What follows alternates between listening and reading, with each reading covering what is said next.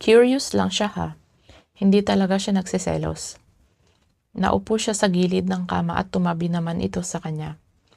Hindi pa rin ito binibitawan ang kanyang kamay. Isabella, nilingon niya ito. I'll be away for a couple of weeks. May importante akong trabaho simula bukas. Natigilan siya. Aalis na naman ito. Baka 2 buwan na naman niya itong hindi makikita. Pero sabi nito ilang linggo lang. Ilang linggo? Mga 2 o 3 siguro. Pasasamahan kita kay Manang Gloria rito. Siya muna ang bahala sa'yo habang wala ako. Pagbalik ko, magbabakasyon tayo sa ibang bansa. Bumuntong hininga siya. Okay, hindi niya kailangan ang bakasyon. Sa ngayon, gusto niyang manatili rito. Yung palagi niya itong nakikita. Gaga talaga niya. Kanina lang nagbabalak siyang takasan ito. Tumango ito at bahagyang ngumiti. Take care of yourself and our baby. Our baby? Hindi niya alam kung bakit bigla siyang nakaramdam ng lungkot. I'll be back as soon as I can. Hinaplos nito ang kanyang labi. I promise. Kinabukasan nagising siya dahil sa mga halik at haplos sa kanyang mukha. Nang magmulat siya ay nakita niyang nakatunghay sa kanya si Helium. Mukhang bagong ligaw ito at mukhang handa na itong umalis. Dahan-dahan siyang bumangon at naupo sa kama. Good morning. Breakfast is ready. Kararating lang din ni Manang Gloria. Fix yourself, I will wait for you downstairs. Nang makalabas ito ay inayos niya ang nagusot na damit. Sinuklay din niya ang buhok gamit ang mga kamay bago inayos ang kama. Bumaba siya nang hindi man lang naghihilamos o nagsuot ng bra. Baka umuwi na yung mga kaibigan nito kaya ayos lang. Pero ganun na lang ang pagkagulat niya nang makitang mukhang parang nadagdagan ng 2 lalaki ang grupo ng nagugwapuhang doktor. Wow, she's hot. Is she a model? Look at those sexy legs.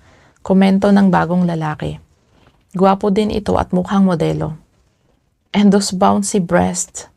Nagulat siya nang kinuwelyuhan ni Helium ang isa pang gwapong lalaki at malakas na sinuntok sa pisngi. Kung siya ay shock, nagtawanan lang ang ibang mga kalalakihan. Nilapitan siya ni Helium at pinatalikod. Ano bang problema mo? Pumalibot ang braso nito sa kanyang bewang at maingat na itinulak paakyat ulit ng hagdan. You are my problem. I told you to fix yourself. Bakit bumaba kang walang suot na bra? At saka bakit hindi ka nagbihis ng pantalon? She rolled her eyes. Kasi nasa loob naman ako ng bahay at saka mainit dahilan niya. This house is fucking air-conditioned, Isabella. Sumipol ang mga kalalakihan. Dr. Sven is jealous. Sigaw ng isang lalaki. Ayaw niyang makita ng iba ang maganda mong legs at ang hot mong dibdib. Dugtong naman ng isa. Shut it. I'll kill all of you one by one later. Pagpasok niya sa kwarto ay hinila siya ni Helium patungo sa closet at ikinuha ng bra. Ito pa mismo ang nagsuot niyon sa kanya, pati na rin ang itim na pajama. Hinagod mo na siya nito ng tingin mula ulo hanggang paa, bago tumangon na para bang aprobado rito ang suot niya. Better. Let's have some breakfast. Sino ba ang 2 lalaking yun? Tanong niya rito. Our friends, tipid nitong sagot. Hindi mo rin ipapakilala ang pangalan nila sa akin? Umiling ito. Bumuntong hininga siya nang hawakan nito ang kanyang kamay at hilain palabas ng kwarto. Pagbaba nila ay ngumisi ang 6 na nagugwapuhang kalalakihan. Parang nanunudyo ang mga ito sa kanila. Is she a model? Tanong nito kay Helium. Hindi, siya na ang sumagot dito. Hindi niya mapigilang mapangiti. Mukha pala siyang model. So ibig sabihin maliban sa matangkad siya, maganda din siya? Handa na ang agahan. Magandang umaga sa iyo, Isa. Kumusta? Yumakap siya kay Manang Gloria. Ayos lang po, Manang. Kumusta po kayo? Ngumiti ito. Masaya kasi sabi ni Sir buntis ka raw. Pinamulahan siya ng mukha. Nirape ako ng sir nyo doon sa isla. Tama ang hinala ko noon, Manang. Natawa ang mga kalalakihan. Pati na rin si Manang Gloria habang si Helium naman ay tinignan siya ng masama. Joke lang naman niya yun eh. Nasarapan ka naman, di ba? Seryosong sabi nito na mas lalong ikinapula ng kanyang mukha. Bastos talaga. Sige na, kain na kayo. Handa na ang lahat. Their breakfast was a feast. Parang mga patay gutom ang mga kaibigan ni Helium. Parang ngayon lang nakakain ng pagkain. Puro beer kasi ang laman ng tiyan. Panay pa ang thumbs up ng mga ito kay Manang Gloria na parang mga sira. Sinulyapan niya si Helium. Maliban rito, isang lalaki lang ang kaugali nito. Seryoso palagi. Parang mahal ang mga ngiti. Yun ay ang lalaking kulay light brown na berde na ewan ang mga mata.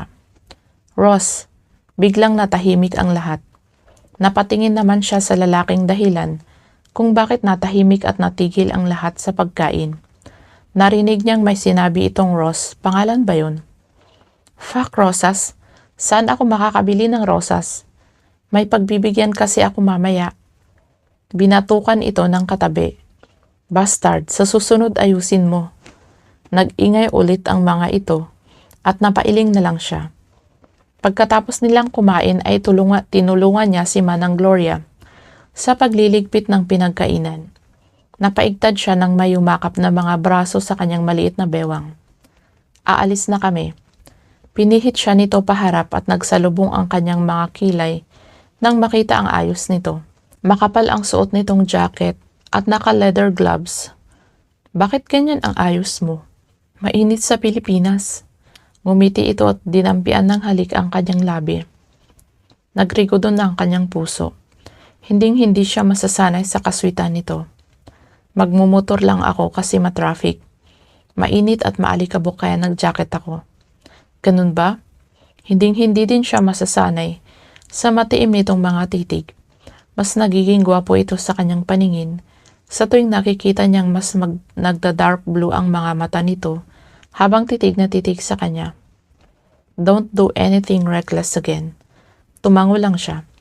Tatalikuran na sana niya ito nang bigla nitong kabigin ang kanyang batok at siniil siya ng halik sa labi. Napapikit siya at tinugon iyon. Sumikdo ang kanyang puso. Babalik naman daw siya agad, diba? Bakit ba siya nag-aalala? Nang lumabas ito ay namingi siya sa katahimikan. Niyakap niya ang sarili. Masama ang kutob niya sa pag-alis nito. Umiling siya. Masyado lang siyang nag-iisip ng mga negatibong bagay. Ano ba tong pinasok mo, Isa? Ngayong buntis ka na, wala nang atrasan to. Sabi niya sa sarili. Pinindot niya ang buton ng basement at malalim na bumuntong hininga. Gunner called him a while ago. Magsisimula na sila. Hindi niya alam kung bakit pinadala pa nito ang 6 na asungot na to. Napakaingay ng mga ito at parang naglalaro lang. Tell me again, why Gunner sent all of you? Inakbayan siya ng isang kaibigan.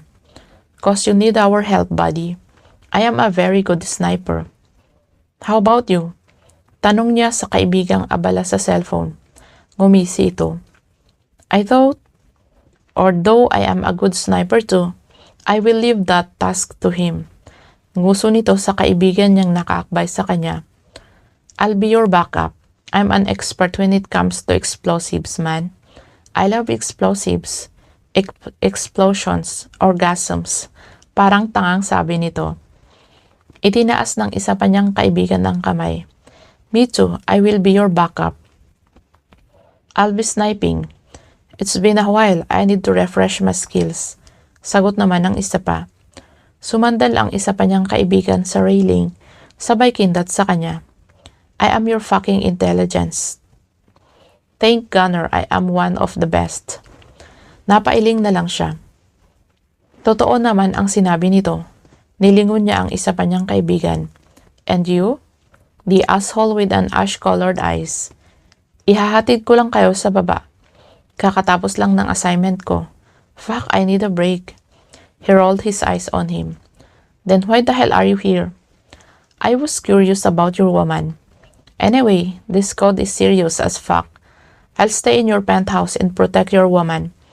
Isn't it a good idea? Nakangising sabi nito. Well, he is right. He needs someone to look for Isabella. This is a troublesome assignment. At dahil konektado na si Isabella sa kanya, baka mapahamak ito. Okay, look after her. Kapag may nangyaring masama sa kanya, I'll take your head. She's pregnant. Bantayan mo siyang mabuti. Ngumisi ulit ito. Aye, sir. Chapter 6. Those Russian hotties is making me fucking excited. Can I screw them? Seryosong tanong ng kaibigan niya habang nakatutok sa CCTV footage ng laptop. We are in the middle of a fucking operation. Can you shut up and do your work?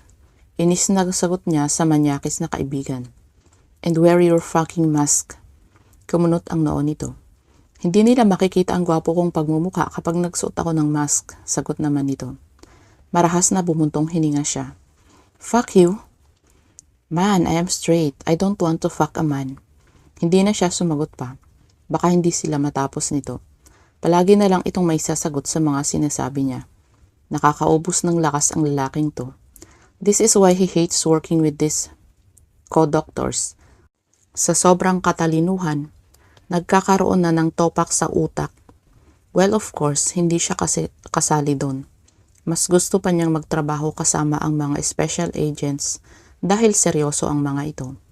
Man, tell me, what the hell is our assignment again? I am seeing hotties all over the place. What the hell is the meaning of this? Kunot noong tanong nito sa kanya. He sighed. They are just not hotties. They're fucking skilled agents, dickhead. Pwede bang tigilan mo na yung kamanyakan mo? Don't forget that they're one of the biggest organized crime group all over the world. Their bread and butter is heroin trade and human trafficking. Show no mercy, bastard. Tumango-tango ito. I see. I remember now. Those booties are one hell of a temptation. Don't worry, buddy. I can control my dick. Nasapo niya ang sentido. Bakit ito pa ang naging backup niya? Yung isang backup naman niya ay naghahanap pa ng CR. Bigla kasing sumakit ang tiyan nito. Well. Their revenue is $8.5 billion a year. I am richer than this fucking crime group. They have 12,000 members. You'll die before you can kill their bosses. Boss. Tumawa ito. And your family is dangerous as fuck. They will be annihilated in no time if they mess with us. Parahas na bumuga siya ng hangin at hinilot ulit ang sentido. They killed our special agents. They already messed with us. And that is why we are here. Seriously? Did you drop your brain somewhere? Shit, right. Fuck these hotties. They're messing with my brain cells. Let's get this over with. I need to find a woman. Later. I wanna fuck. I can do that after I destroy them all. Those booties will not work on me this time. Tinanggal niya ang seatbelt at kinuha ang isa pang 50 BMG rifle sa backseat. 008, are you in position? Tanong niya sa sniper. What the hell? Where is he going? Tanong nito. Inayos niya ang Bluetooth headset at sinundan ang kaibigan. He is going inside the perimeter. I can't stop him. This is suicide, na stress niyang sabi sa sniper. I'll cover for that asshole, sagot ni 009 ang isa pang sniper. I'm in position. 010, you came back here this instant. That is suicide, man. Utos niya sa kaibigan. Naglalakad bitbit ang bag ng granada. Your handsome intel is now in position. What did I miss, fuckers? Oh, 010 is going inside the perimeter. What the hell is he thinking? Nakalimutan na naman ba niyang inumin yung gamot niya para sa kabaliwan? Natampal niya ang noo. This is 010. This is 010. Can you all hear me? I am going to blow up those bitches. I am on the verge of losing my mind. Hey man, calm. Calm down. We can't afford to mess this code up. Gunner will kill us. Come back. 010. Pananakot ni Intel 005. Hindi ito sumagot. Come back before Helium lose his shit. Dagdag pa ng Intel.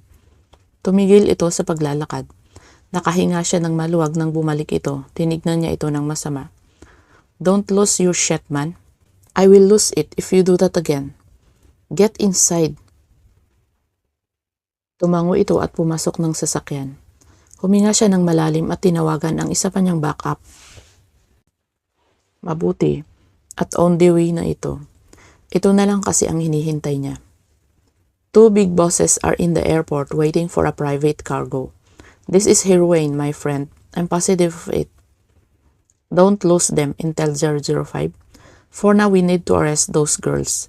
Itinaas ng 010 ang isang kamay. Kanina ay magsusuicide na sana ito, pero ngayon ay kampante itong nakaupo sa sasakyan at kumakain pa ng biscuit. I volunteer. I will arrest those hot booties. He rolled his eyes. Not you. You stay here and monitor. I will go there with SP077. Samantala, bagot na naman si Isabela. At isa pa tong doktor na panay ang sunod sa kanya. Para itong aso, gwapong aso.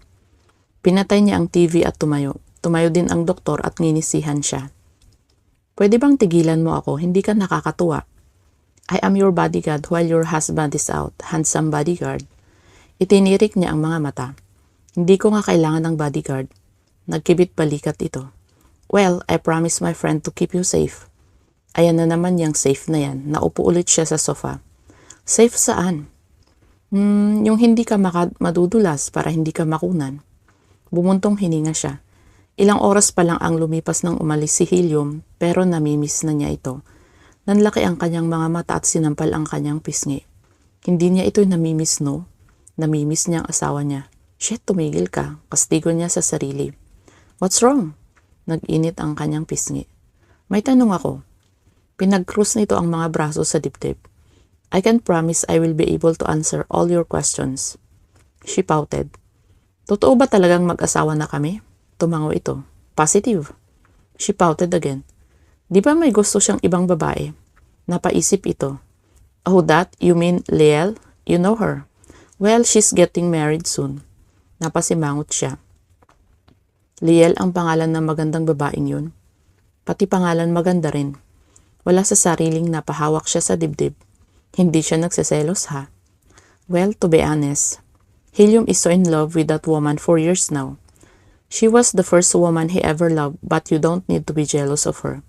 Ikakasal na yun at saka asawa mo na rin si Helium. He may not look like a god man, but he is. Just believe what he says. Trust him. Hindi niya magawang umiti sa sinabi nito. In love na in love ito sa babaeng yun. Nakakagaga ng damdamin. Hanggat hindi niya ipinapakita sa akin ang marriage certificate, mananatili akong Miss Monteher. Ngumiti ito sa kanya. Don't worry, I'll show it to you once he's home. I'll be single until then, seryosong sagot niya. Cover us, utos niya sa dalawang sniper. No problem, sabay na sagot ng dalawa. Pagkatapos nilang isuot ang bulletproof ay naglakad sila ni SP077 patungo sa malaking warehouse. Nagkalat ang mga bantay sa labas pero puro naman mga babae. A total of 117 women inside the fucking warehouse. Dr. 007? I don't use that code when I'm on field. Call me SP001 fucker. Sagot niya kay 010. Hey stop, a fighter plane is coming. Si 010 ulit. Let me check, who the hell is it? Fuck, it's ours. Natampal niya ang noo. Connect me to the pilot. On it.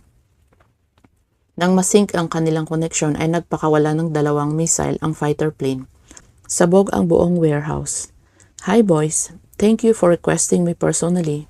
Be in this assignment. Why the hell did you do that? Inis na sabi niya sa babaeng piloto. Shit, bakit ito pa ang pinadala ni Kill? Kung matigas ang ulo ni Kill, mas matigas ang ulo ng babaeng to. This warehouse was uploaded in the list of my targets by my commanding officer, Killer Angel. Should you have a problem with that, you can talk to him directly, hot doctor. You impure SPC. Are you even allowed to talk like that? Dinig niyang tanong ni SP077. Actually, the specialists can hear me loud and clear. I'll see you on the next bonding, boys. We're clear. Permission to return to base, Commander. Nang maputol ang linya nito ay inutusan niya si Intel 005 na linisin ang gulong ginawa ng malanding piloto. Tinignan niya ang oras sa wristwatch, 1:00 pa lang ng hapon. I'll leave the clearing to you, Intel. On it, clearing team will be there in 10 minutes. Good, let's go, SP007. Can you monitor the cargo while Intel 005 is clearing the perimeter? Tumango ito. Sure, no problem. Sumakay ito sa backseat ng sasakyan at sumakay naman siya sa driver's seat. Nilingon niya si 010, kumakain ito ng piatos. Bud, ihatid mo ako sa club, sabi nito sa kanya. And why is that? Ininguso nito ang pagkalalaki na tatatakpan ng pantalon. I need to let this out fast. Hindi siya sumagot. Jesus Christ, hindi pa sila tapos. Kakasimula pa lang nila at nagbibisyo na ito. His forehead creased when his private phone rang. Dinampot niya iyon at tinignan. Asshole number 1 ang tumatawag. Sinagot niya iyon. What? Well, I am here in a pastry shop with your wife and she's getting hit on by a handsome model. What should I do? Fuck, punch him. I am busy. I am not her husband. Can't do that, man. Pinatayan niya ito ng tawag. He need to focus. He can't afford any distractions. Damn it. Tumunog ulit ang kanyang cellphone. Kaya naman inis na dinampot niya iyon at sinagot. Do what is right, fucker. Stop disturbing me. Helium, it's me, Liel. Napamura siya sa isip. Hey, sorry. Akala ko yung kaibigan ko na naman ang tumawag. Can I see you? He felt a punch in his heart. Shit. He can't turn her down. He should be moving on dahil asawa na niya si Isabela. He is serious about her, but he can't say no to Liel. Maybe he should meet her again for the last time. Alright, text me the address. That's cheating. Nilingon niya si 010, nginisihan lang siya nito. Shut up. Good luck to you, knowing 011. Ilalaglag ka nun sa asawa mo kapag nalaman nun na makikipagkita ka sa first love mo. Itinutok niya ang mga mata sa daan. Shut up and eat your piatos. Hinatid niya ang mga kasama sa bahay na pag-aari ni SP077. Nagpaalam siya sa mga ito na aalis muna at babalik mamayang hapon para sa planuhing ang susunod nilang hakbang. Ibinilid din niyang huwag kalimutang i-monitor ang cargo. He drove his car to the address that was given by Liel. Once and for all, he will end this unrequited love for years for the sake of Isabela and their baby. Hinubad niya ang leather gloves at itinapon sa dashboard ng sasakyan. Hinubad din niya ang jacket bago lumabas at pumasok sa pastry shop. Malapit lang pala rito ang building kung saan ang penthouse niya. Pagpasok niya ay agad na nakita niya si Liel kaya nilapitan niya ito. Tumayo ito nang makita siya, ngumiti ito. Sit down, what do you want to eat? I'll order something for you. Umiling siya, I'm good. Napatitig siya kay Liel, mayroon pa ring pait at sakit sa kanyang dibdib sa tuwing nagtatama ang kanilang paningin. He risked his job, his identity for this woman, to help her and to protect her. Ganoon niya ito kamahal. He will do anything for her kahit na hindi naman ito humingi ng tulong sa kanya. So, why do you want to meet me? Yo, why are you here? Nag-angat siya ng mukha. Fuck, he's busted. Tumayo siya at hinarap si Isabela. Nanlilisik ang mga mata nito. Shit, he's in serious trouble. Tumayo si Liel at nginitian si Isabela. Oh, you're the woman from before. I haven't introduced myself. I'm Liel, his friend. Isabela, are you his girlfriend? Mabilis na umiling si Isabela. Hindi. Nice meeting you pala. Sige, mauna na kami sa inyo. Nauna itong naglakad patungo sa exit ng shop. Fuck, anong gagawin ko? Susundan ba niya ito? Pero si Liel. Man, you're an asshole. Nilampasan siya ng kaibigan. Napapikit siya. This is annoying as fuck. Hinarap niya si Liel. Sorry, I need to go. Pilit na umiti ito sa kanya. Sige. Tumango siya at lumabas ng shop. Tumakbo siya para habulin si Isabela. Nang maabutan niya ito ay hinawakan niya ang braso nito. I will explain. Tinanggal nito ang kanyang kamay na nakahawak sa braso nito. Hindi na kailangan. Malamig nitong sagot. We'll talk in our room. Wait here. I'll get my car. Tumakbo siya pabalik ng pastry shop para kunin ang sasakyan. Tinignan niya kung hinihintay siya ni Isabela. Pero wala na ito doon pati na rin ang kaibigan niya. He drove back to his penthouse and ran to his room. Pero wala roon si Isabela. He called his friend in 5 rings. He answered. Nasa park kami. Ayaw pa niyang umuwi eh. Nagdaramdam sa'yo. Umuwi na kayo dito. Matigas niyang utos bago pinatay ang tawag. Naupo siya sa gilid ng kama at hinintay ang pagdating ni Isabela. 15 minutes dumating ito. Agad na tumayo siya at sinalubong ito. Galit talaga ito. Hindi man siya nito tinapunan ng tingin. Nilampasan siya nito para humiga sa kama. Naupo siya sa gilid nito para haplusin ang namumula nitong pisngi. I'm sorry. Hindi ito sumagot. The truth is, I can't give you an explanation. I just want you to trust me. Hindi pa rin ito sumagot. He sighed. I need to go back to work before 5 p.m. Come on, talk to me, Isabella. Bumalik ka na sa trabaho mo. He claimed her lips and sucked her lower lip but no response. He cupped her beautiful face and kissed her again pero hindi pa rin nito tinutugon ang kanyang halik. He felt frustrated. Tumayo siya at lumabas ng kwarto. Napamura siya sa gulat nang biglang tumunog ang kanyang cellphone. It's SP077. Agad na sinagot niya ito. What's wrong? The cargo arrived and it seems like they already know what happened to the warehouse. They're transporting the cargo somewhere. Can we intercept or ambush them? Well, we can. 010 is with us, buddy. We need to move now. If we move now, then we can make it. We can even kill their two big bosses. Okay, I'll be there. Pinatay niya ang tawag bago pumasok ulit sa kwarto. Nakasandal si Isabella sa headboard ng kama habang naghahanap ng channel na panonoorin sa TV. Naupo ulit siya sa tabi nito. Hey, I need to go. Sige, sagot nito habang nakatutok pa rin sa telebisyon. Look at me. Nang hindi ito tumingin sa kanya ay kinulong niya sa mga palad ang mukha nito. Sa wakas ay nagtagpo ang kanilang mga mata. He kissed her lips and her forehead. I like you, Isabella. I really do. Mahinang sabi niya sa asawa. Tumayo siya, tatalikuran na sana niya ito nang hawakan nito ang kanyang kamay. Napatingin siya sa asawa. Namumula ang pisngi nito. Inis ako sa'yo pero hindi ibig sabihin nun ay nagsiselos ako. Napangiti siya. She's definitely jealous. Okay, I'll see you in 2 weeks. Hinalikan niya ulit ito sa labi. Wife. Chapter 7. Naupo si Helium sa sahig para kumain. Nag-drive through si 008 kanina para sa kanila. Hindi pa kasi sila kumakain ng hapunan. Kasalukuyang nasa isang abandoned house sila at bihag nila ang dalawang big boss ng malaking crime group na inambush nila kanina. Nakaposas ang mga ito at itinali pa ni 010 sa poste.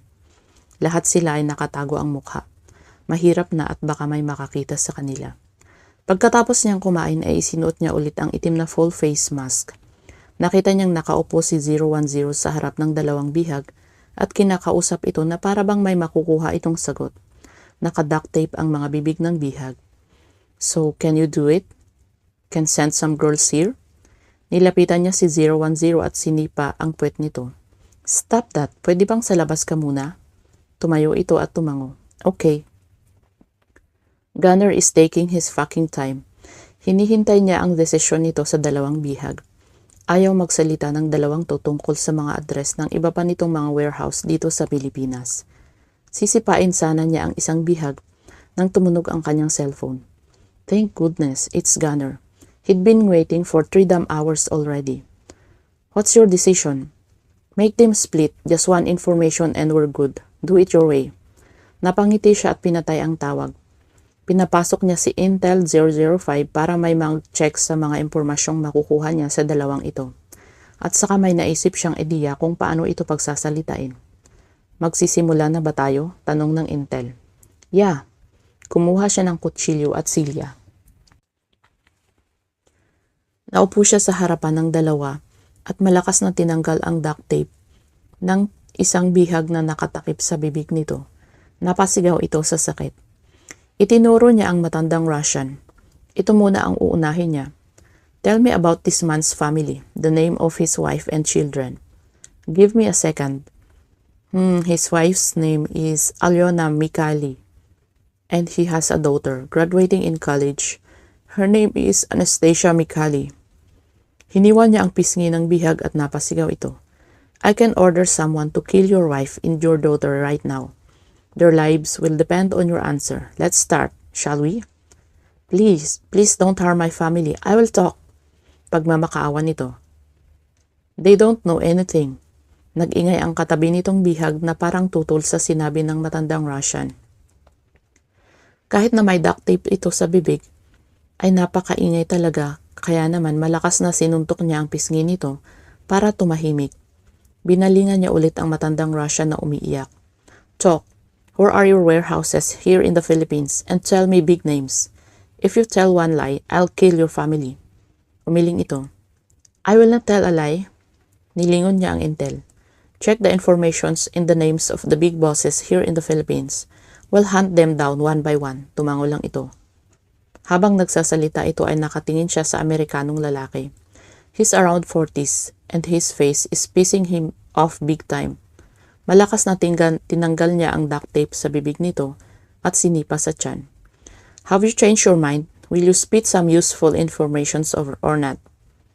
I will never ever tell you. Binunot niya ang baril na nakasuksok sa likuran at itinutok sa noon nito. Really? I'll count 1 to 3 then. Spit or die. 1. Dinuraan siya nito. Fuck you. 3. He shoot his head without blinking. Napatingin naman siya sa isang bihag na sumisigaw sa takot. Shut up or I'll shoot your mouth. Pananakot niya sa matandang Russian. Habang nagsasalita ang matanda ay pinunasan niya ang baril na natalsikan ng dugo. Ilang minuto lang ay nag-thumbs up si Intel 005 sa kanya. The informations are cool. I already sent it to HQ. We're good man. Tumayo si Intel 005 at tinapik ang kanyang likod. Should I call for clearing now? Nilapitan niya ang matanda at nginisihan kahit na hindi naman nito nakikita ang kanyang mukha. Thank you for the information, Mr. Mikhaili. Rest assured that your family will live but not you. Take this as the payment of your illegal doings. Itinutok niya ang baril sa noon ng bihag na nagmamakaawa para sa buhay nito.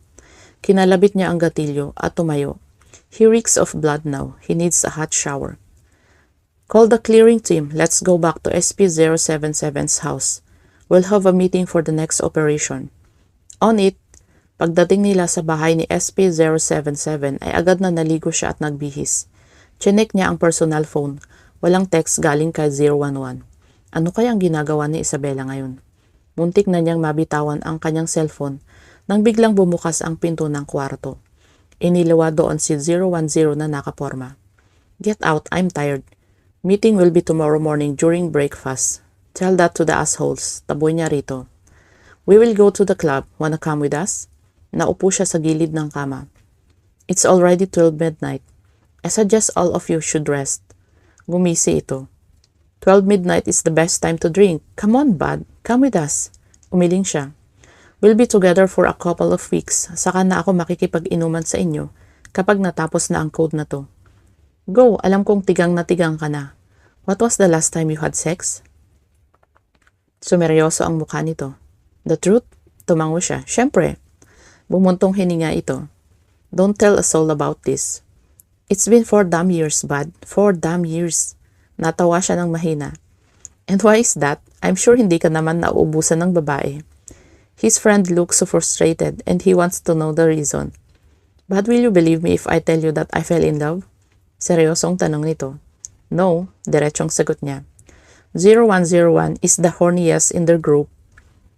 Ito ang may pinakamaraming babae. Hindi ito nauubusan. Minsan na niyang naisip na adik ito sa sex eh. Palagi kasi itong tinitigasan at ina-announce pa talaga nito yun. Pero ito rin ang kaibigan nilang maraming tinatagong sikreto. Maybe this is one of his secrets, but damn. Falling in love is just normal, right? It's no big deal. Well, I did. 4 years ago. And that makes me the first one who fell in love in our group. Natawa ito ng mahina. Seriously? Tumango ito. Seriously? Anyway, this isn't the right time to talk about this. Are you sure na hindi ka sasama? Hindi niya pinansin ang tanong nito. I think I know who the woman is. Was it Shelly's patient, the woman with stage 3 dementia? Napansin niyang tumigas ang ekspresyon ng mukha nito, pero agad din nitong itinago. Tinalikuran siya nito at naglakad patungo sa pinto. Yeah, and it's stage 5 now. Napamura siya at napatitig na lang sa pintong nilabasan nito. He knew before that 010 has hots for woman. Pero hindi niya inaasahang seryoso pala ang kaibigan niya rito. And that woman is sick. It's serious. Dati, palagi nitong nakakalimutan kung sino si 010. Kung ngayon ay umabot na sa stage 5 ang sakit nito, siguradong hindi na nito naaalala ang kanyang kaibigan. And that is painful. 010 is an anesthesiologist and a plastic surgeon. It must be very painful for him that he can't do anything to save the woman he loves. He needed to rely on the doctors. Yes, he is a neurosurgeon at may alam naman siya kung paano ito tutulungan. But goodness, he has loads of work to do. She needs a neurologist and psychiatrist. At saka nagpo-focus na siya sa isa pa niyang specialty. 008 is a general surgeon and an internal medicine physician. Si 009 naman ay isang radiologist at radiation oncologist. Si 011 naman ay isang cardiologist at cardiothoracic surgeon. They can't help her. Ang maitutulong lang nila ay i-refer ito sa mga kakilala nilang magagaling na doktor. Dementia has no cure and no treatment that slows or stops its progression. But there are drug treatments that may temporarily improve symptoms. As far as he can remember, unresponsive ito sa medications. God, why does his friend fall in love with a sick woman? To think that it's been 4 damn years. At base sa ekspresyon na nakita niya kanina dito, hindi pa ito nakaka-move on. Bumuntong hininga siya at humiga sa kama at pinatay ang mga ilaw gamit ang remote control. He needs to sleep para maganda ang gising niya bukas. Tomorrow will be a very, very long day. Nagising si Helium dahil sa malakas na pagtunog ng kanyang cellphone. Inis na dinampot niya iyon at sinagot ng hindi man lang tinitignan kung sino ang tumatawag. Fuck you. Man, it's me. This is an emergency. Your wife is vomiting for 30 minutes now. Naupo siya sa kama at inion ang ilaw ng kwarto. Tinignan niya ang oras sa wall clock. 4:00 pa ng madaling araw. Bumuntong hininga siya. Are you really a fucking doctor? I am a fucking cardiologist and a cardiac surgeon, sagot naman nito. That's fucking morning sickness, moron. Don't tell me hindi mo alam kung ano yun. Inis na tanong niya sa kaibigang nagpapanik. Of course, I know what morning sickness is. But damn, it's been 30 minutes. Nagkakampo na siya sa banyo. And fuck you being forced to fucking relax. He's right. He should be worried about her, but damn, wala siyang magagawa sa morning sickness na yan. Natural lang yan sa mga nagbubuntis. Panicking won't do any good. I'll find a good OB and I'll text you the address. Please, ikaw na muna bahala sa kanya. Pinatay niya ang tawag at nahiga ulit sa kama. Wala na ang antok niya. Napatingin siya sa pinto nang bigla yung bumukas. Nagpapanik na pumasok sina 008 at 009 na mukha ngayon palang nakauwi. Naupo siya sa kama. What is it? Iritadong tanong niya sa dalawa.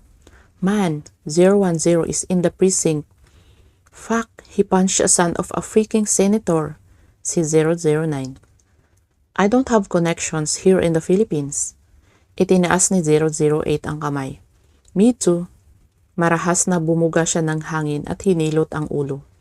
Pay them. Barya lang ang ₱1,000,000 para kay 010. Now get out. I need to sleep. Right, sabay na sagot ng dalawa.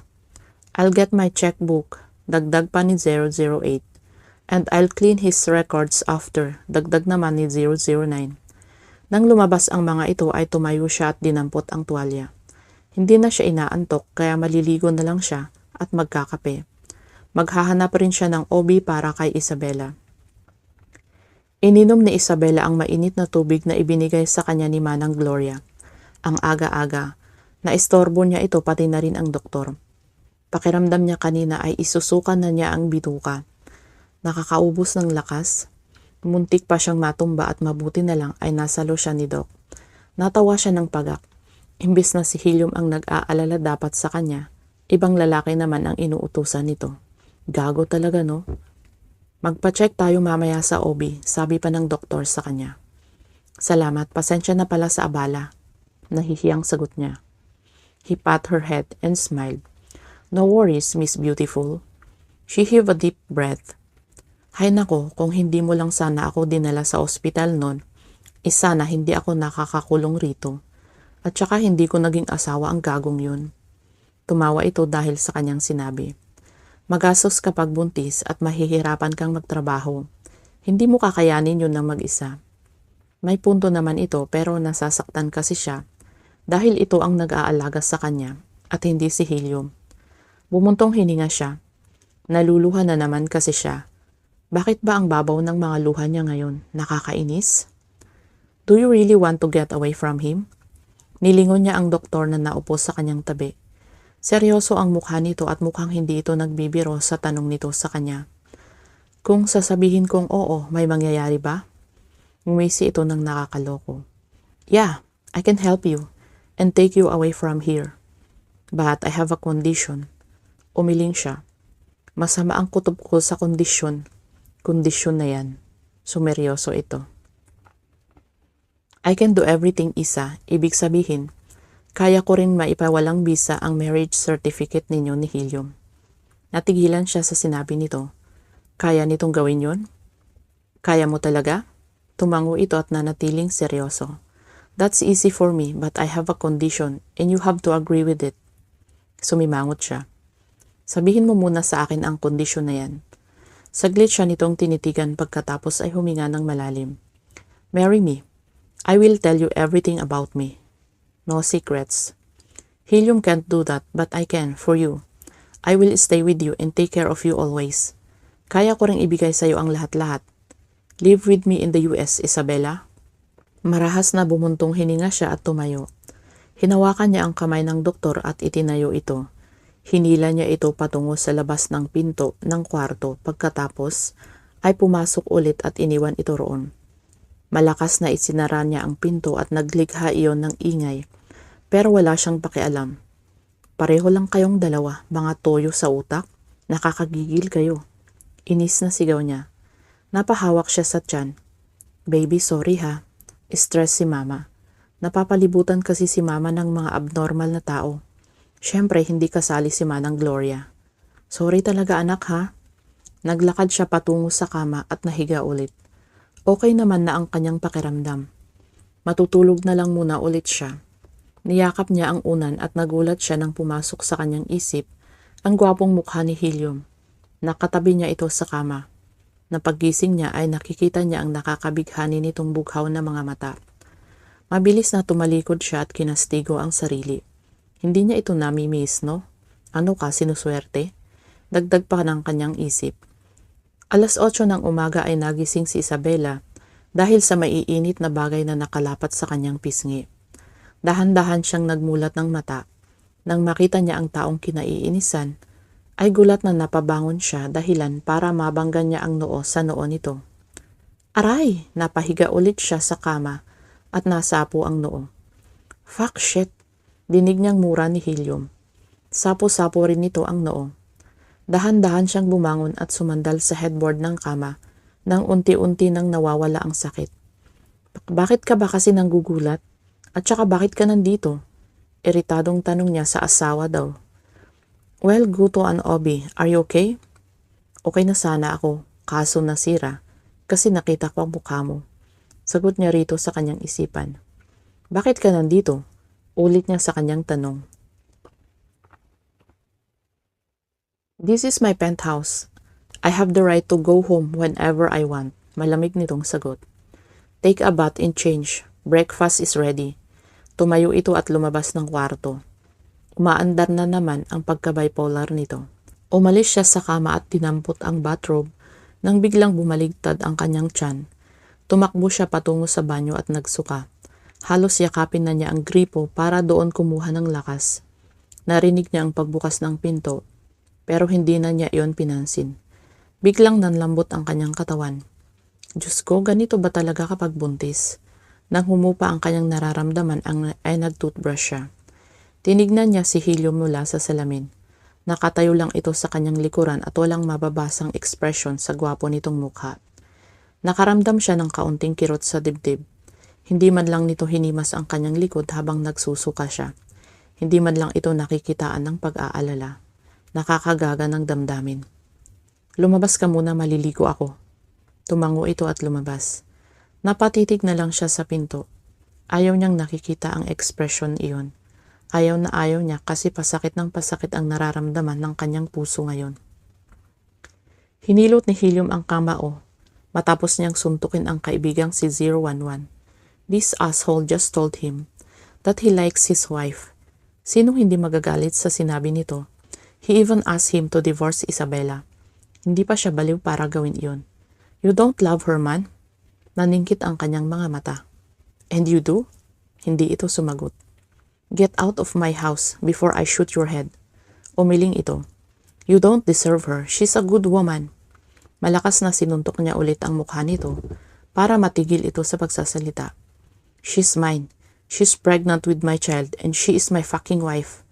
That, kinuwelyuhan niya ito at sinuntok ulit sa mukha.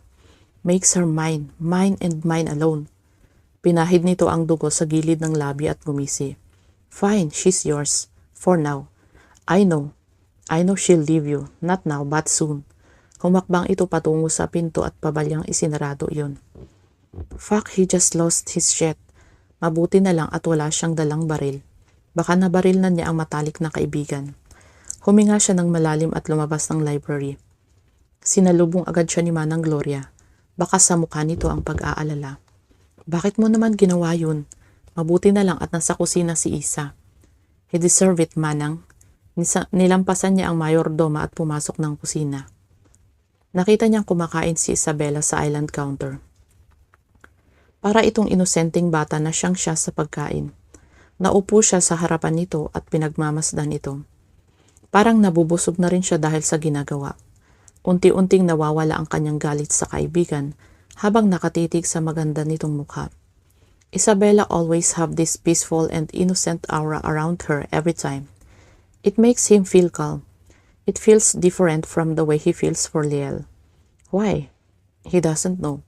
Seeing her like this makes him want to stay by her side, and that is not a good idea. If only I live a normal life, I would have told you everything about me. I'm sorry, Isabela. I am not Helium or Sven Malis. Huwag mo akong titigan ng ganyan, sabi nito sa kanya habang nakatutok pa rin sa pagkain ang mga mata. Why not? I like staring at you. You make me feel at peace. Hindi ito sumagot kaya pinagpatuloy niya ang ginagawa. Habang tumatagal na nakatitig siya rito, ay ayaw na niyang bumalik sa bahay ni SP077. The F. Now he wants to stay with her here for the day. He wants to cuddle and have love-making with her. Chapter 8. Pagkatapos i-ultrasound si Isabela ay kinausap sila ng doktor. Nakaupo ito sa silyang nasa harapan ng mesa ng doktora at siya naman ay nakatayo sa likuran nito. Miss Monteher po, Doc, putol nito sa doktora. For some reason, it irritated him. She's Mrs. Right, he couldn't tell her his family name. That would be risky for Isabela to know. Even Liel doesn't know anything about his family. Of course, he'll tell Isabela about it. Not now, but at the right time. When is the right time? Hindi pa niya alam. Ngumiti ang doktora sa kanya na para bang nang aakit. I thought he's your husband. Hindi ko po siya asawa, Doc. Putol ni Isabela sa kanya. Kinuyom niya ang kamay. He'll punish this woman later. Mas lumapad ang ngiti ng doktora. Bumuntong hininga siya. Maghahanap siya ng ibang OB mamaya. He doesn't like this fucking flirty OB. Kanina pa to panay ang ngiti sa kanya. Yung ngiting may kahulugan at naiirita na siya. And his beautiful wife doesn't seem to care about that. And that makes him peace even more. Miss Monteher, morning sickness is just normal in an early stage of pregnancy. I want you to stay hydrated. Kung wala kang ganang kumain, please make sure may laman ang tiyan mo, kahit konti lang. No drinking water while eating too. I suggest you try lemon candy. That's effective. Kung inaantok ka, matulog ka. Sleeping is very important, okay? I will give you some vitamins for you and your baby. Make sure to take it on time. Tipid na ngumiti si Isabela sa doktora. Salamat, Doc. Tumango ang doktora at nginitian siya. This is my calling card. Call me when something happens. I'll be very happy to assist you. Hindi siya sumagot. Tinanggap lang niya ang calling card nito at dahan-dahang itinayo si Isabela. Let's go. Hindi niya tinapunan ng tingin ang doktora at lumabas sila ng opisina nito nang hindi man lang siya nagpapasalamat dito. He hates her type. Inalalayan niyang pumasok si Isabela sa kanyang sasakyan. Papasok na sana siya sa driver's seat nang tumunog ang kanyang cellphone. Tinignan niya ang caller ID. It's Gunner. I received your email. Panimula nito. Good. You can't back out, buddy. Please don't do this to me. Alam mo namang ikaw lang ang maaasahan ko. Umiling siya kahit na hindi naman niya ito nakikita. Please transfer this code to Dr. 011. This is my first time withdrawing from a mission. Can you just grant it? And I said, please. Narinig niya ang pagbuntong hininga nito. I heard from Dr. 008 about your woman. That she's pregnant and that you married her. Have you lost your mind? Keep your mouth shut about that. Isabella doesn't know anything about me except that I am a doctor and a businessman. Pinatay niya ang tawag ni Gunner at pumasok sa driver's seat. Tumunog ulit ang kanyang cellphone pero hindi na iyon tawag kundi text galang. I'll give this code to 011 and congratulations buddy. I hope it's a baby girl. He texted thank you and drove his car to the nearest pastry shop. Isabella wants something sweet and of course, he will spoil her. He'll give her everything. Naalala na naman niya ang kaibigang si 011. He will never ever let Isabella see that bastard again. Ever. Gusto kong kumain ng bibingka at suman. Huwag na tayong bumili ng cake. Nilingon niya ang asawa. Kinunutan niya ito ng noo. What the hell is that? Tanong niya rito. Kinunutan din siya nito ng noo. Hindi mo alam kung ano ang mga yon? Umiling siya. Saan ba yan nabibili? Sa tabi-tabi lang, sagot naman nito. Napamura siya. Hell no, kung sa tabi-tabi lang yun nabibili, baka marumi yun at baka sumakit ang tiyan nito. No, that would be dangerous for you. Paano kung... I will give you everything, Isabella. Panggagaya nito sa sinabi niya rito. Nagboses lalaki pa talaga ito. Yan ang sinabi mo sa akin. Yung bibingka at suman, kasama na yun sa everything. Everything na yan, bulyaw nito sa kanya. Humigpit ang pagkakahawak niya sa manibela. Wala pang babaeng sinisigaw-sigawan siya gaya na lang ng ginagawa nito sa kanya. Jesus Christ, hindi mo ako kailangang pagtaasan ng boses. Oo na, bibili na tayo. Calm down, okay? Inirapan siya nito at tumingin sa labas ng bintana. Bumuntong hininga siya. Isabella changed. Noon, halos hindi ito makapagsalita ng maayos kapag kaharap siya. Pero ngayon, sinisinghalan na siya. Baka dahil buntis ito. Bumuntong hininga ulit siya. He needs to adjust. Hindi kasi ito pwedeng ma-stress. Divisoria Market. He stared at her when he saw her form a smile on her beautiful face. He loves this expression. Sana palagi itong ganito. Hindi yung palaging nakasimangot. Baka paglabas ng baby nila ay nakasimangot din. Bumaba ang tingin niya sa kamay nito. Inabot niya iyon at pinisil. Napalingon ito sa kanya. Let's hold hands para hindi tayo magkahiwalay. Sumama ang timpla ng mukha nito. Iwinaksin nito ang kanyang kamay na ikinainis naman agad niya. What is her problem? They used to hold hands before, right? Bakit ayaw na nito? Isabella, wait up! Sigaw niya. Napatingin ang iilang tao sa kanya. He wore his hood and followed his wife. Tumigil si Isabella sa nagtitinda ng mga prutas at gulay. Pumili ito ng saging at nang makapili, ay nanghingi ito ng pera sa kanya. Kumuha siya ng 1,000 at ibinigay dito. Pinabitbit nito sa kanya ang saging at nauna pang naglakad. Hindi rin naman nito ibinalik ang kanyang sukli. Napailing na lang siya. Napansin niyang pabilis ng pabilis ang lakad ni Isabella, kaya hinuli niya ang kamay nito. Slow down, hindi naman tayo nagmamadali. Iwinaksin nito ang kanyang kamay, pero hindi niya ito binitawan. Pinaningkitan niya ito ng mata. Stop that. Napangiti siya nang hinila siya nito.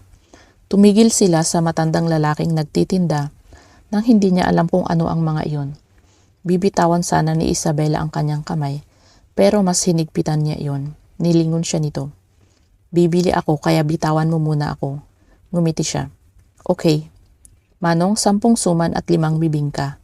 Pabalot po ang mga yan. 2 kwek-kwek rin ho, kakainin namin dito. Wait, namin? Kakain din siya? Hey, ikaw na lang ang kumain. Ibinigay nito sa kanya ang stick na may 3 bilog na kulay orange. Ano ang mga to? Ngumiti ito sa kanya. Masarap yan, tikman mo. Alanganing tumango siya. Alright. She smiled so kakain na lang siya rito. Kinagat niya iyon at na-realize niyang itlog lang pala iyon. Tumango-tango siya. Masarap. Mas lumapad ang pagkakangisi nito. O, diba? Nang maubos niya iyon ay nagpa-take out pa siya. Bumili si Isabela ng iba pang mga prutas bago ito nagyayang umuwi na. Inilagay niya sa trunk ang mga pinamili. Are you sure you don't want something sweet? Cakes? Umiling ito. Inaantok na ako, gusto ko nang matulog. Okay. Pasado 12:00 na ng tanghali silang nakauwi sa kanyang penthouse. Natampal niya ang noon nang makita ang kanyang mga kaibigan na nanonood ng TV sa living room at kumakain pa ng popcorn. Nakita din niya si 011 na masamang tingin sa kanya. Hey there, Miss Isabela.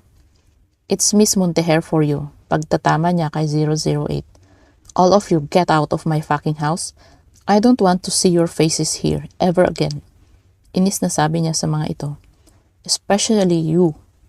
Turo niya kay 011. Anong nangyari sa'yo? Sinundan niya ng tingin si Isabela. Naglakad ito patungo kay 011 at tinignan ang mukha. Her face is so close to 011 and it pissed him off. Nilapitan niya si Isabela at hinila palayo kay 011. Hinila niya ito hanggang sa kanilang kwarto. Ano bang problema mo? Galit na tanong nito. Don't show any concern to that bastard. You are my wife, damn it. Tinaasan siya nito ng kilay. Huwag mo ako ma-wife-wife, hindi mo ako asawa. Singhal nito sa kanya. Isabela, paulit-ulit na lang ba to? Nag-iwas ito ng mga mata. Sana hindi mo ginawa yun. Yung marriage contract, pwede bang ipawalang bisa mo yun? Marami ka namang pera eh. At saka wala rin namang silbi yun. Kasi hindi mo naman sasabihin sa akin ang tungkol sa pangalan mo. Kapag ipapawalang bisa mo ang marriage certificate, hahayaan kitang pangalanan ang anak ko. Kung hindi, hindi kita bibigyan ng karapatan sa kanya. Hindi siya makasagot. Hindi naman kasi niya alam kung ano ang isasagot sa sinabi nito. May punto naman ito pero ayaw niyang ipawalang bisa ang kanilang kasal. Kapag sinabi naman niya rito ngayon ang totoo, baka mapahamak lang to. Kung alam lang nito kung gaano kahirap iparehistro ang kanilang marriage certificate, kinailangan niya iyong protektahan para hindi malaman ng kanyang pamilya. He paid $1 billion to keep it a secret. He brushed his hair outside. Fuck this, mahinang pagmumura niya. Give me time, I'll think about it. Tumango ito at naglakad patungo sa closet at nagbihis ng pambahay. Humiga ito sa kama at tinalikuran siya. Dadalhan kita ng lunch. Busog pa ako. You need to eat. Pagkatapos mong kumain, inumin mo yung vitamins na ibinigay ng OB kanina. Hindi ito sumagot. Lumabas siya ng kwarto at bumaba. Nasa lubong niya si Manang Gloria. Manang, pwede bang dalhin mo niyo ang pagkain ni Isabela sa taas? Kakausapin ko lang ang mga kaibigan ko. Tumango lang ang matanda. All of you in the library now. Nagsitayuan naman ang kanyang mga kaibigan at pumasok ng library. We received Gunner's email. Are you sure about this, bud? Walang sekretong hindi nabubunyag. Your father will kill her once he'll find out. Panimula ni 008. I will make sure he won't find out until I retire in the organization. Sagot niya sa kaibigan. 011 will be the new in command for the code. Good luck to all of you. His friends groaned. Damn, I should have declined this assignment, said 009. 011 will mess this up. Alam mo namang wala yang pasensya. Baka bigla-bigla na lang yang sumugod sa kalaban na mag-isa. Para lang mabilis na matapos ang assignment. Man, I was his partner for 3 years. I know him too well and I am telling the truth. Nakakatrauma siyang kasama. You bastard, ako pa talaga, si 011. Sinadya mo to, no? Inis na sabi ng kaibigan sa kanya. Binalingan nito si 009. You shut up, alam mo ring namamaril ako ng kaibigan. Gumisi siya ng nakakaloko. Yes, this will be the last time you will be seeing my wife, asshole. Kapag nakita kong lumalapit ka sa kanya, pasasabugin ko yung ulo mo, maliwanag ba? Not clear to me and you are not the boss of me, so shut the fuck up. Galit na sagot nito at singinisihan lang siya. I'll email you the details of this code later. For now, I'll be showing you their warehouses. Here and the photos of our targets. Helium body, you can go out now, si Intel 005. He rolled his eyes and stood up. This is my library. Pagbibigyan ko kayo ngayon, sa susunod, hindi ko na kayo papapasukin sa bahay ko. Lumabas siya ng library at pumasok sa kusina. Kumuha siya ng 3 can ng beer at umakyat sa kwarto. Nakita niyang kumakain si Isabela habang nanonood ng TV. Tinabihan niya ito sa kama at binuksan ang can. Kanin ang kinakain sa langhali, sabi nito sa kanya nang hindi man lang tinitignan. It's fine, how do you feel? Tanong niya sa asawa. Bibigyan kita ng oras hanggang mamayang hating gabi, Helium. 7, kung ano man ang pangalan mo. Tinungga niya ang beer. Ininom niya ang lahat ng laman niyon at itinapon ang lata sa trash can na nasa gilid ng kwarto. Pinanlakihan siya ng mga mata ni Isabela. What? Tanong niya rito. Pwede bang dahan-dahanin mo naman ang pag-inom? Hindi yan tubig o juice? Ninitian niya ito. I'll be fine. Inirapan siya nito bago tumayo para iligay sa mesa na ang mga pinagkainan. Ininom nito ang vitamins at naupo ulit sa kama. Sumandal ito sa headboard at inabot ang remote control ng TV. Binuksan niya ang isa